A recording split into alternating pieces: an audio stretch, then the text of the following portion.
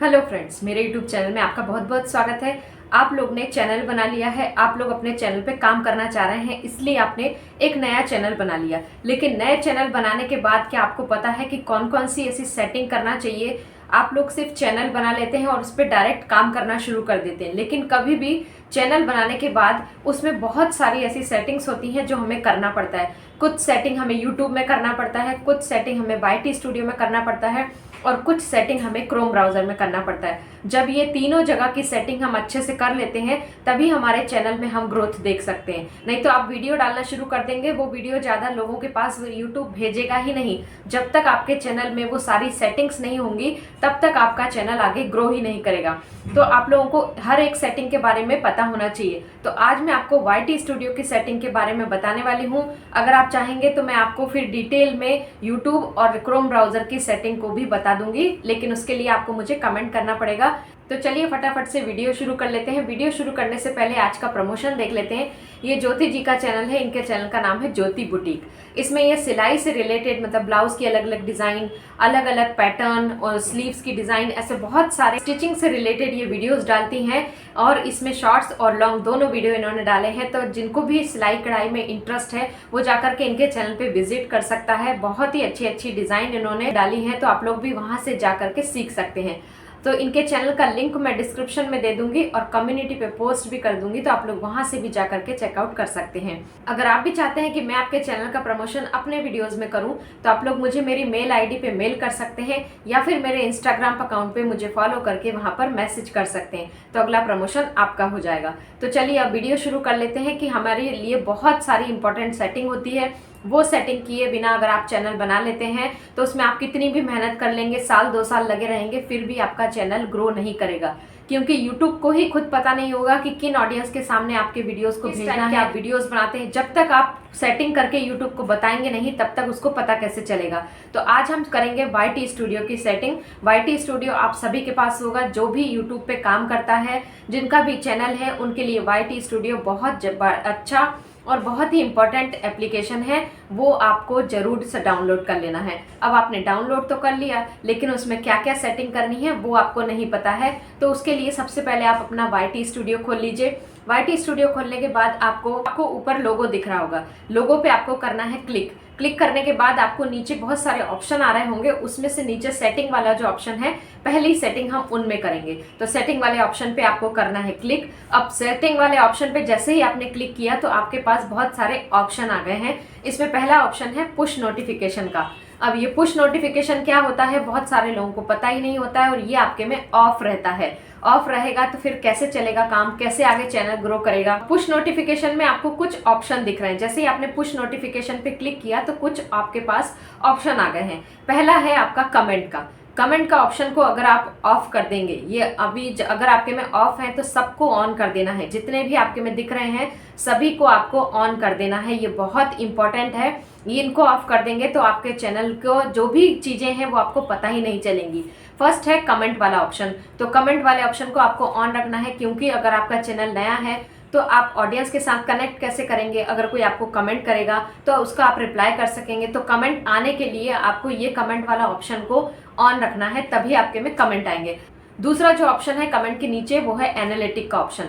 अगर ये गलती से भी ऑफ है आपके में तो इसको जरूर ऑन कीजिए, क्योंकि बहुत सारे लोगों की कंप्लेंट रहती है कि हमारे में एनालिटिक शो ही नहीं करता है। YT स्टूडियो में आपके चैनल की ग्रोथ जो वो बताता है, आपकी ऑडियंस कब एक्टिव है, कौन कौन से सर्च टर्म आपकी वीडियोस में चल रहे हैं, वो सारी चीज़ें एनालिटिक में शो करता है। अगर आप ये एनालिटिक ही ऑफ कर देंगे, या आपके में बाय डिफ़ॉल्ट ऑफ है, अगर आप इसको ऑन नहीं करेंगे तो आपके पास कोई भी डाटा नहीं आएगा कि आपकी ऑडियंस को क्या पसंद आ रहा है, आपकी ऑडियंस क्या देखना चाह रही है, आपके वीडियोस में व्यूज़ कहाँ कहाँ से आ रहे हैं। सारा एनालिटिक का डेटा आपका नहीं शो करेगा जब तक ये जो ऑप्शन है ये आप ऑन नहीं कर देंगे। तो ये बहुत इंपॉर्टेंट है, इसको जरूर आपको ऑन करना है। थर्ड जो ऑप्शन है वो है अचीवमेंट का। इसको भी आपको ऑन रखना है। टाइम पे यूट्यूब जो है आपको इंडिकेशन देता है, आपके पास मैसेज भेजता है, नोटिफिकेशन भेजता है कि आपके 500 सब्सक्राइबर हो गए हैं, आपके 1000 सब्सक्राइबर हो गए हैं, अब आप अप्लाई कर सकते हैं। आपका कौन सा वीडियो अच्छा परफॉर्म कर रहा है, किस में ज़्यादा व्यूज़ आए हैं, ये सारी जो है अचीवमेंट आपकी वो आपको बताता है। किन किन लोगों ने आपको मेंशन किया है वो सारी चीज़ें अचीवमेंट में बताएगा। तो ये ऑन रहेगा तो आपके पास एक डाटा रहेगा कि हाँ हमारे चैनल में ये एक्टिविटी चल रही है और हमारा चैनल अच्छी तरह से परफॉर्म कर रहा है। तो यहाँ पर ये तीनों चीज़ें हमने अभी ऑन कर दी है। अब उसके नीचे ऑप्शन आता है पॉलिसी का।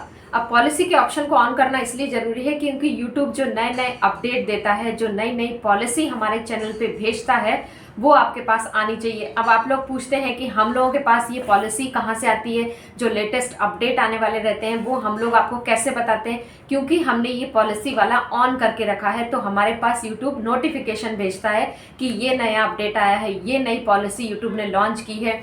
अगर आपके में ये ऑफ होगा तो आपके में नोटिफिकेशन ही नहीं आएगा। इसके लिए ये जो चारों पॉइंट हैं ये बहुत ही ज़्यादा ज़रूरी हैं आपके चैनल के लिए, इनको आपको ऑन करना ही है।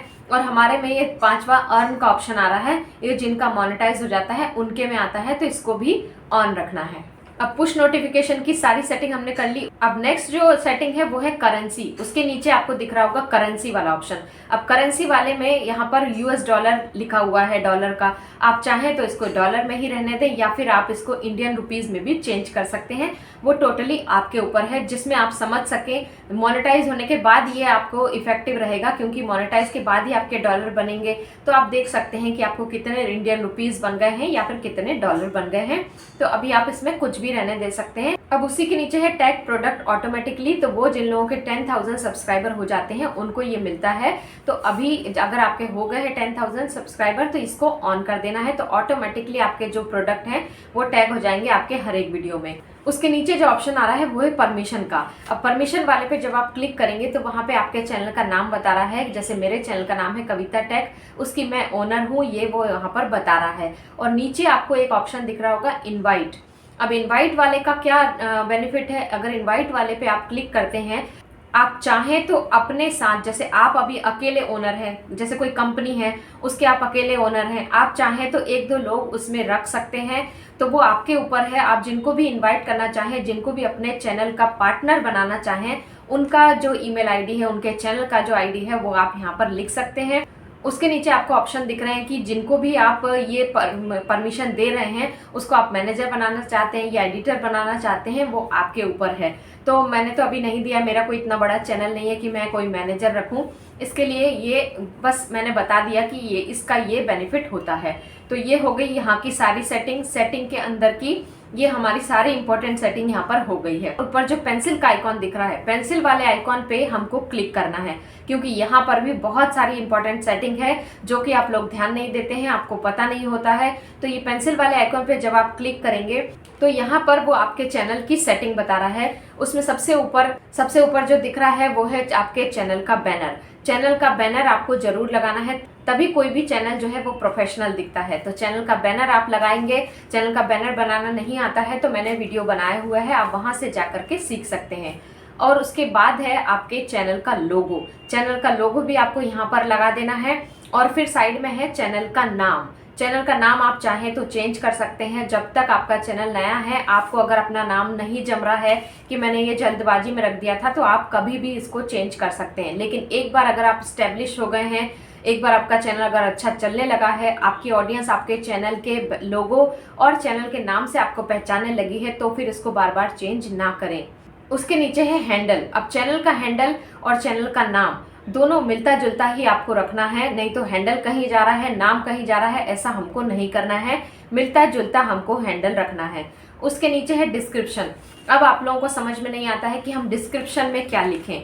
अगर आपका टेक का चैनल है, आपका कॉमेडी का चैनल है, आपका किसी भी फील्ड का चैनल है, तो आप लोग ये डिस्क्रिप्शन को खाली छोड़ देते हैं। ये डिस्क्रिप्शन को आपको खाली नहीं छोड़ना है, क्योंकि जब भी कोई आपके चैनल के होम पेज पे आएगा, वो आपका चैनल खोलेगा, अबाउट सेक्शन में जाएगा तो देखेगा वहाँ पर तो कुछ भी लिखा हुआ नहीं है, वो आपके चैनल पे गलत इंप्रेशन डालता है। तो हमको क्या करना है, डिस्क्रिप्शन अगर आपको लिखना नहीं आता है तो आपको क्या करना है, आपको जाना है, या तो आप चैट जीपीटी के पास जा सकते हैं, या फिर आजकल तो व्हाट्सएप पे भी एआई का फीचर इंट्रोड्यूस हो गया है।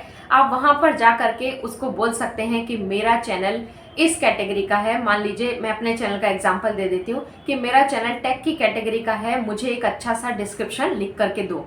उसके बाद और इंग्लिश में चाहिए आपको तो इंग्लिश बोल दीजिए, हिंदी में चाहिए तो बोल दीजिए कि मुझे हिंदी में डिस्क्रिप्शन चाहिए। दोनों ही लैंग्वेज में वो आपको डिस्क्रिप्शन लिख के बहुत ही प्रोफेशनल तरीके से डिस्क्रिप्शन लिख करके दे देगा और फिर वो आप डिस्क्रिप्शन यहाँ पर पेस्ट कर सकते हैं। कितना ईजी हो गया, आपको कुछ लिखना भी नहीं है। तो डिस्क्रिप्शन जरूर आपको लिखना है। उसके नीचे है आपके में लिंक का ऑप्शन। अब लिंक के ऑप्शन में आप इंस्टाग्राम यूज करते हैं, टेलीग्राम यूज करते हैं या फेसबुक यूज करते हैं, सभी की लिंक जो भी आपके चैनल से रिलेटेड है आपको यहाँ पर लिंक आप लगा सकते हैं। अब उसके नीचे ऑप्शन है होम टैब का। होम टैब में क्या करना है, होम टैब वाले को भी आपको ऑन कर देना है। अब होम टैब पे जैसे ही आप क्लिक करेंगे तो आपके पास दो ऑप्शन आएंगे, एक होम टैब का, तो होम टैब वाले को आपको ऑन करना है, तभी आपके चैनल को ये होम पेज पे दिखाएगा। कोई भी अगर आपके चैनल को लिख करके सर्च करेगा तो वहां पर आपका चैनल शो होगा। इसको ऑफ कर देंगे तो आपका चैनल नहीं शो होगा, होम पेज पे दिखाई नहीं देगा, वो कहीं भी नीचे पड़ा रह जाएगा और वो चैनल कभी शो नहीं होगा। इसलिए इसको ऑन करना बहुत ज़्यादा जरूरी है, तभी आपका चैनल जो है होम पेज पे डिस्प्ले होगा। अब होम टैब के नीचे होम लेआउट का ऑप्शन आपको दिखेगा। उसमें आपको दो ऑप्शन दिखेंगे, एक है फॉर यू का ऑप्शन। उसमें जब आप जाएंगे फॉर यू वाले को ऑप्शन को आपको ऑन कर देना है, उस पर आपको क्लिक कर देना है, क्योंकि जब फॉर यू वाले पे आप क्लिक करेंगे तभी आपकी जो ऑडियंस है, आपका चैनल जिस भी कैटेगरी का है उस कैटेगरी की ऑडियंस के सामने वो आपकी वीडियोस को प्रेजेंट करेगा। अगर आप इसको ऑफ कर देंगे तो आपका जैसे टेक का चैनल है तो वो किसी के सामने भी आपका वीडियोस जो है प्रमोट कर देगा, तो फिर वो लोग क्यों देखेंगे। जब आपकी ऑडियंस जिनको टेक के रिलेटेड वीडियो देखने में इंटरेस्ट है उनके सामने आपके वीडियोस जाएंगे तभी वो देखेंगे। इसके लिए ये ऑप्शन आपके चैनल के लिए बहुत ज़्यादा जरूरी है, इसको जरूर ऑन रखना है। फॉर यू वाले में ही नीचे आपको मोर सेटिंग का ऑप्शन दिख रहा होगा, इस पे आपको क्लिक करना है, क्योंकि ये जो है सेटिंग हिडन सेटिंग है। ये आप लोग यहाँ पर मोर सेटिंग वाले पे आप लोग क्लिक ही नहीं करते हैं तो आपको पता ही नहीं होता है कि इसके अंदर कौन सी सेटिंग है। तो मोर सेटिंग वाले पे जब आप क्लिक करेंगे तो वहां पर आपको दिखेगा वीडियोज, शॉर्ट्स और लाइव स्ट्रीम। मतलब आप तीनों फॉर्मेट में अगर वीडियोज बनाते हैं, शॉर्ट्स भी बनाते हैं, लाइव भी लेते हैं, तो तीनों को यहाँ पर ऑन कर देना है।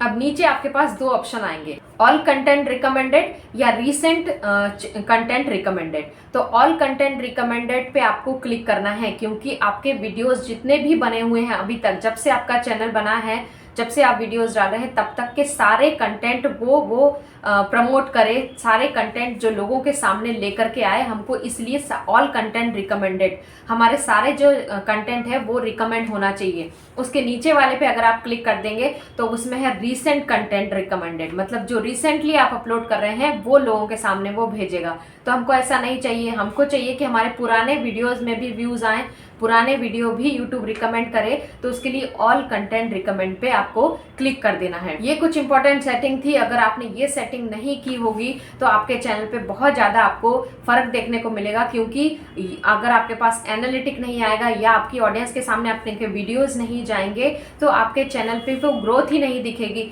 इसके लिए ये मेन इंपॉर्टेंट सेटिंग्स हैं, वो आपको जरूर कर लेनी है। और इसके नीचे ये प्रोडक्ट वाला ऑप्शन है, वो जिनका मोनेटाइज हो जाता है और मोनेटाइज के बाद भी जिनके 10,000 सब्सक्राइबर हो जाते हैं उनके में ये शो करता है। तो आप लोगों के लिए जितनी इंपॉर्टेंट सेटिंग थी वो मैंने आज बता दी है। YT स्टूडियो की अगर आप चाहेंगे तो मैं यूट्यूब की और क्रोम ब्राउज़र की दोनों की सेटिंग अगर आप देखना चाहते हैं कौन कौन सी सेटिंग होती है तो उसके लिए मुझे ज़्यादा से ज़्यादा कमेंट करेंगे। जितने ज़्यादा कमेंट आएंगे फिर मैं जल्दी से जल्दी वो वीडियोज़ लेकर के आऊँगी। तो आई होप आज का वीडियो आपको अच्छा लगा होगा और अच्छे से समझ में भी आया होगा। तो अगर वीडियो कुछ भी अच्छा लगा हो, वीडियो अच्छा लगा हो तो वीडियो को लाइक करके जाएगा, चैनल को सब्सक्राइब कीजिएगा और बेल आइकन जरूर प्रेस कर दीजिएगा। मिलती हूँ ऐसे ही और वीडियो लेकर के, तब तक के लिए bye bye, thank you, thanks for watching.